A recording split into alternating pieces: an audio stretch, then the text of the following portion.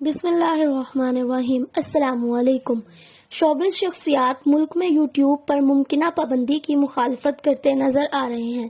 دوستو، خبر کی تفصیلات کی طرف بڑھنے سے پہلے میری آپ سب سے گزارش ہے کہ ہمارے اس یوٹیوب چینل کو سبسکرائب کر دیں اور ساتھ دیے گئے گھنٹی کے نشان کو لازمی دبائیے گا تاکہ آنے والی تمام لیٹسٹ اور نیو ویڈیوز کا نوٹیفیکیشن سب سے پہلے آپ کے پاس پہنچ سکے۔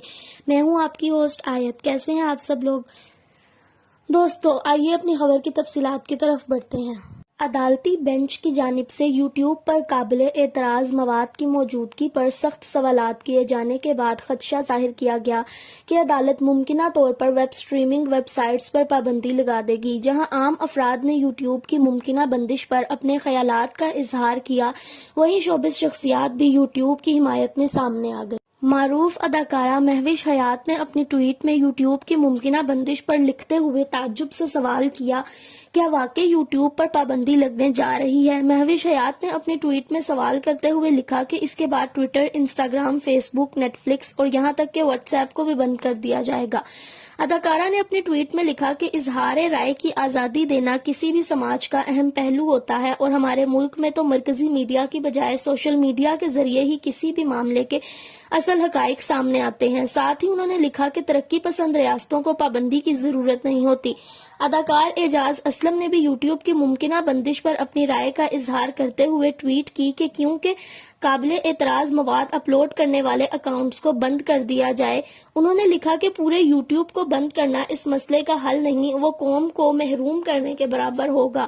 ان کی طرح اداکارہ اور ماڈل زارا نور عباس نے بھی یوٹیوب کی ممکنہ بندش پر ٹویٹس کی اور انہوں نے بھی ویب سٹریمنگ پر پابندی کی مخالفت کی۔ زارا نور عباس نے اپنی ایک ٹویٹ میں لکھا کہ اچھا مواد تخلیق کرنے والے بہت سارے لوگ یوٹیوب کے ذریعے ہی روٹی روزی کما رہے ہیں۔ انہوں نے تجویز دی کہ یوٹیوب پر مواد کی مانیٹرنگ تو کی جا سکتی ہے، مگر اسے بند کرنا پروفیشنل افراد سمیت عوام کے لیے بھی نقصان دہ ہوگا۔